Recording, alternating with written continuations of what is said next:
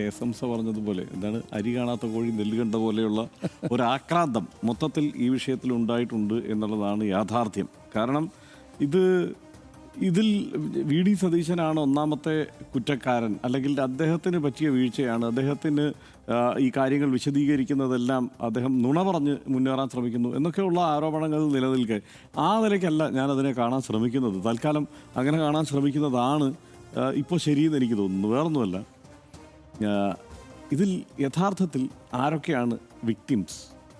അത് ഇവിടുത്തെ LDF UDFുമാണ്. ഇതിലാരാണ് ഇതിലെ പ്രതി? അത് കേന്ദ്ര സർക്കാരും BJP തന്നെയാണ്.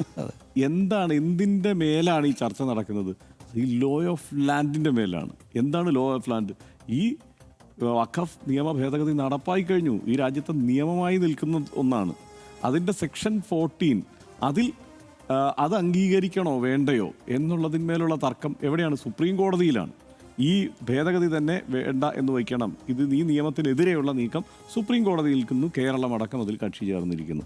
ഇതാണ് സിറ്റുവേഷൻ. അപ്പോൾ ഇതിൽ ഇപ്പുറത്ത് വിക്ടിംസായ രണ്ട് കൂട്ടർ തമ്മിലുള്ള തർക്കങ്ങളായി വേണം ഒരു പരിധിവരെ ഇതിനെ കാണാൻ. അതാണല്ലോ അതിൽ ആരാണ് ചാമ്പ്യൻ ആകേണ്ടത്? ഈ പോരാട്ടത്തിൽ ആരാണ് ചാമ്പ്യൻ ആകേണ്ടത് എന്നുള്ള ഒരു ചോദ്യമാണ് ഉണ്ടായിരുന്നത്. കഴിഞ്ഞ തെരഞ്ഞെടുപ്പ് കാലത്ത് അത് വളരെ തന്ത്രപരമായി അതിനെ എൻകാഷ് ചെയ്തത് ലീഗാണ്, കോൺഗ്രസ്സാണ്, UDF ആണ്. അവരുടെ വാദമുഖങ്ങളാണ് ജനം വിശ്വസിച്ചത്. നമ്മൾ കേട്ടതാണല്ലോ. അതായത് പിണറായി വിജയനാണ് ഇതിൻ്റെയൊക്കെ ആള് എന്ന് നടന്ന് പ്രചരിപ്പിക്കുന്നത് നമ്മൾ കേട്ടതാണ്. അപ്പോൾ അത് ജനം അങ്ങ് വിശ്വസിച്ചു. ശരി, പിണറായി വിജയൻ കൂടിയാണ് ഈ വഖഫ് നിയമ ഭേദഗതിക്ക് പിന്നിലുള്ള ഒരു കറുത്ത കരം എന്ന് ജനങ്ങൾ അങ്ങ് വിശ്വസിച്ചിട്ടുണ്ട്. ആ നിലയ്ക്ക് അതിനെ വളരെ പ്രചണ്ഡമായ ഒരു പ്രചാരണമാക്കി മാറ്റാനായിട്ട് ലീഗിന് കഴിഞ്ഞു. പക്ഷെ പ്രശ്നം എന്താണെന്ന് വെച്ച് കഴിഞ്ഞാൽ അത് തീർന്ന ഉടനെ പിന്നെ സ്ഥാനങ്ങളെക്കുറിച്ചായി ലീഗിൻ്റെ ചിന്ത. എങ്ങനെയാണ് ഇനിയിപ്പോൾ അടുത്ത കാര്യങ്ങൾ നടക്കണമല്ലോ, ഇനിയിപ്പോൾ അടുത്ത സ്ഥാനങ്ങളിലേക്ക് നമ്മൾ പോകണം, അതൊക്കെ കൈവശം വെക്കണം. ആ ചിന്തയിലേക്ക് പോയതോടെ പിന്നെ ഇതിനെ എങ്ങനെ സാങ്കേതികമായി കൈകാര്യം ചെയ്യാം, അടച്ച് കൈകാര്യം ചെയ്യാം, എന്തെല്ലാമാണ് ഇതിൽ നിലനിൽക്കുന്ന പ്രശ്നമെന്നൊക്കെയുള്ളത് ലീഗ് മറന്നു. ലീഗ് അത് മുഖ്യമന്ത്രിയോട് ഈ കാര്യങ്ങൾ, ഈ സർക്കാരിൽ ഇത് മുഖ്യമന്ത്രിയോട് ബോധിപ്പിക്കേണ്ടതും കാര്യങ്ങൾ പറഞ്ഞു കൊടുക്കേണ്ടതും ആരാണ്? ലീഗാണ്. ആ കാര്യത്തിൽ ലീഗിന് വീഴ്ച, ലീഗ് അതിനെക്കുറിച്ച് അതിനെന്തെങ്കിലും തരത്തിലുള്ള വിയർപ്പ് ഒഴുക്കിയിട്ടില്ല ലീഗ് എന്ന് മാത്രമല്ല, വി ഡി സതീശൻ നിരന്തരം ഫാക്ച്വൽ എറേഴ്സ് നടത്തിക്കൊണ്ടിരിക്കുന്നു വാർത്താ സമ്മേളനങ്ങളിൽ. അത് പ്രതിപക്ഷം നുണയാണ് എന്ന് നിരന്തരം പറയുന്ന അവസ്ഥയുണ്ടാകുന്നു. അതിനകത്ത് ഒരു അവസരമായി പ്രതിപക്ഷത്തിന് അത് കിട്ടുന്നു. ഇന്നിപ്പോൾ P രാജീവ് വന്നത് അവതരിപ്പിച്ചത് കേൾക്കുമ്പോൾ എനിക്ക് സങ്കടം തോന്നി. കാരണം മുഖ്യമന്ത്രി മലയാളത്തിലും ഇംഗ്ലീഷിലും പറഞ്ഞത് നുണയാണ് എന്ന് P രാജീവിന് പറയാം. കാരണം അത് ഫാക്ച്വലായി എററാണ്, തെറ്റാണ് മുഖ്യമന്ത്രി പറഞ്ഞതെന്നുള്ളതിനുള്ള വസ്തുത നമുക്ക് മുന്നിൽ നിലനിൽക്കുക. അതാണ് പ്രശ്നം. അതായത് ഇതിൽ ഇവർ രണ്ടു കൂട്ടരും വിക്ടിംസാണ് ഈ വിഷയത്തിൽ. പക്ഷേ ഇതിനെ മുതലെടുത്ത കൂട്ടർ പിന്നെ എങ്ങനെയാണ് ഇതിനെ കൈകാര്യം ചെയ്യുന്നത് എന്നുള്ളതിൽ ചോദ്യം ഉയരും. അപ്പോൾ കൃത്യമായി കാര്യങ്ങൾ പറയണം. എന്താണ് യഥാർത്ഥത്തിൽ, നമ്മൾ ആ വസ്തുത പറഞ്ഞു പോകണമല്ലോ. എന്താണ് യഥാർത്ഥത്തിൽ കഴിഞ്ഞ സർക്കാർ ചെയ്തത്? കഴിഞ്ഞ സർക്കാർ ഇവിടെ വഖഫ് ബോർഡ് രൂപീകരിക്കണം, നിയമമായി കഴിഞ്ഞു. ആ നിയമത്തിൻ്റെ അടിസ്ഥാനത്തിലല്ലേ വഖഫ് ബോർഡിനെ നിയമിക്കാൻ കഴിയൂ. അത് നിയമിച്ചു. ഇപ്പോൾ KMC അടക്കമുള്ളവരെ ആ നിലയ്ക്കാണ് വഖഫ് ബോർഡിലേക്ക് വരുന്നത്. ആ വഖഫ് ബോർഡ് പക്ഷേ ലീഗിനൊട്ടും തൃപ്തികരമായ ഒരു വഖഫ് ബോർഡല്ല എന്നുള്ള കാര്യത്തിൽ നമുക്ക് ആർക്കും തർക്കമില്ലല്ലോ. പക്ഷേ ആ വഖഫ് ബോർഡിന് ഇനിയും പ്രവർത്തിക്കാനുള്ള കാലപരിധിയുണ്ട്. 2028 വരെ അതിന് കാലപരിധിയുണ്ട്. അപ്പോൾ കഴിഞ്ഞ സർക്കാർ ഈ വഖഫ് ബോർഡ് രൂപീകരിക്കുമ്പോൾ 2 സ്ഥാനം ഒഴിച്ചിട്ടു. കാരണം 2 സ്ഥാനത്ത് പിന്നീട് ആളെ നിയമിച്ചുകൊള്ളാം എന്നാണ് കോടതിയിൽ പറയുന്നത്. നിയമിച്ചു കൊള്ളാം എന്ന് പറയുമ്പോൾ എന്തിനാണ് അങ്ങനെ? അത് എന്താണ്? ഈ പഴുത് മറികടന്നുകൊണ്ട് എങ്ങനെ ഇതിനെ പ്രതിരോധിക്കാം എന്നുള്ളതാണ് നോക്കുന്നത്. 2 സ്ഥാനത്ത് ആളുകളെ പിന്നീട് നിയമിച്ചു കൊള്ളാം, ബാക്കിയുള്ളവരെ നിയമിച്ചുകൊണ്ട് വഖഫ് ബോർഡിൻ്റെ പ്രവർത്തനം സുഗമമായി മുന്നോട്ട് കൊണ്ടുപോകാനുള്ള ഒരു സ്ഥിതിവിശേഷം ഉണ്ടാവണം. അതിവിടെ കൊടുത്തു. ശരിയാണ് എന്ന് വെച്ച് ഞങ്ങൾ 2 അമുസ്ലിങ്ങളെ നിയമിച്ചു കൊള്ളാം എന്ന് എവിടെയെങ്കിലും കൊടുത്തോ? അത് പറഞ്ഞിട്ടില്ല. പക്ഷേ മുഖ്യമന്ത്രി പറയുന്നത് അങ്ങനെ പറഞ്ഞു എന്നാണ്. തെറ്റാണ്, അങ്ങനെ പറഞ്ഞിട്ടില്ല. 2 പേരെ നിയമിച്ചിട്ടില്ല. അല്ലാതെ ഇത് രൂപീകരിക്കാൻ കഴിയില്ല. ഇത് ഏറ്റവും നന്നായി അറിയാവുന്നത് ആർക്കാണ്? മുസ്ലിം ലീഗിന്. കാരണം എന്താണ്? കേരളം ആരെയാണ് മാതൃകയാക്കിയിരിക്കുന്നത്? തമിഴ്നാടിനെ.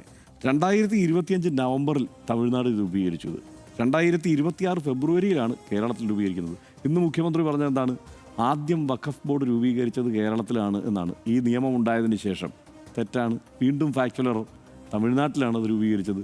രൂപീകരിച്ചപ്പോൾ ആരാണതിൻ്റെ ചെയർമാൻ? അത് ലീഗിൻ്റെ നേതാവ് നവാസ് ഗനി.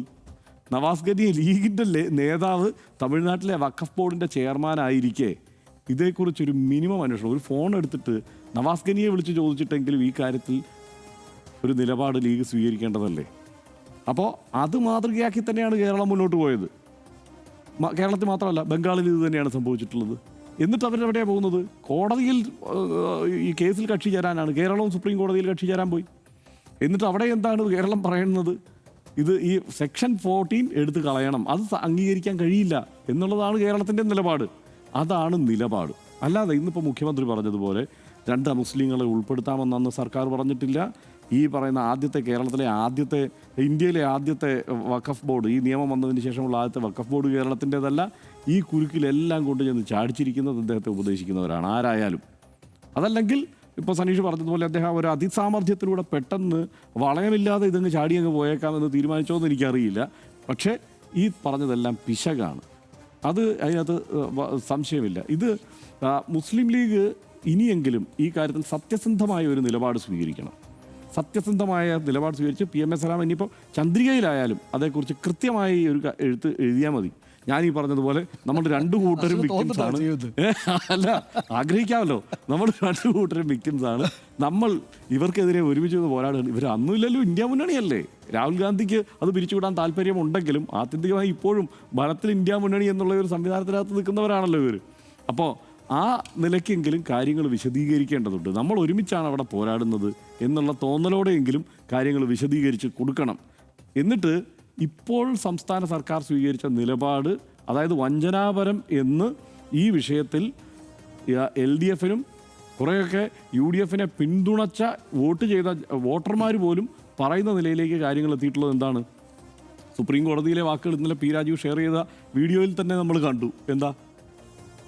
വളരെ കൃത്യമായിട്ട് ഞങ്ങൾക്ക് സെക്ഷൻ 14 അംഗീകരിക്കുന്നതിന് ബുദ്ധിമുട്ടില്ല എന്ന് സർക്കാരിൻ്റെ അഭിഭാഷകൻ ഈ പറയുന്ന ഷോൺ ജോർജ്, BJP സംസ്ഥാന പ്രസിഡന്റിൻ്റെ വാദം അംഗീകരിച്ചുകൊണ്ട് സുപ്രീം കോടതിയിൽ സംസാരിക്കുന്നത് ലോകം കേട്ടു. അത് പറഞ്ഞതിന് ശേഷമാണ് ഇന്നിപ്പോൾ മുഖ്യമന്ത്രി പറയുന്നത് സംസ്ഥാന സർക്കാരിന് അങ്ങനെ ഒരു നിലപാടില്ലാന്ന്. നമ്മൾ ആരെ വിശ്വസിക്കണം? നമ്മളവിടെ സർക്കാർ അഭിഭാഷകൻ വാദിക്കുന്നത് കേട്ടത് നമ്മൾ അത് വിശ്വസിക്കണോ അതോ മുഖ്യമന്ത്രി പറഞ്ഞത് വിശ്വസിക്കണോ? നമ്മളെ സങ്കടത്തിലാക്കുകയാണ്. അതാണ് പ്രശ്നം. അങ്ങനെ സങ്കടത്തിലാക്കരുത് ദയവ് ചെയ്ത്. അതിനു പകരം ഈ കാര്യത്തിൽ കൂടുതൽ വ്യക്തതയോടെയുള്ള ഒരു മറുപടിയാണ് ആവശ്യം. ഇന്നിപ്പോൾ ഹൈക്കോടതിയിലും വന്നിട്ട് ഇതേ വാദം ഉന്നയിച്ചിരിക്കുകയാണ്. ഇന്ന് ഹൈക്കോടതിയിൽ വന്നിട്ടും പറയുന്നത് എന്താണ്? സെക്ഷൻ 14 അംഗീകരിച്ച് തന്നെ മുമ്പോട്ട് പോകാനാണ് തൽക്കാലം അവർ ശ്രമിക്കുന്നത്. അതായത് ഈ സുപ്രീം കോടതിയിലെ ആ പോരാട്ടം എവിടെ വരെ പോകുമെന്ന് ശ്രമിക്കാൻ പോലും തയ്യാറല്ല. എന്താ കാര്യം? ലീഗിന് അത്യാവശ്യമായിട്ട് കുറച്ച് വഖഫ് ബോർഡ് അംഗങ്ങളെ വേണം. ഇത് മാത്രമാണ്, വെറും ഈ സ്ഥാനമോഹം കൊണ്ട് മാത്രമാണ് ലീഗ് ഇങ്ങനെ ഒരു സമീപനം സ്വീകരിച്ചിരിക്കുന്നത് എന്ന കാര്യത്തിൽ ഒരു തർക്കവുമില്ല. അല്ലെങ്കിൽ ആ ഫോണെടുത്ത് PMA സലാമിന് നവാസ് ഗനിയെ ഒരു തവണയെങ്കിലും വിളിക്കാമായിരുന്നു.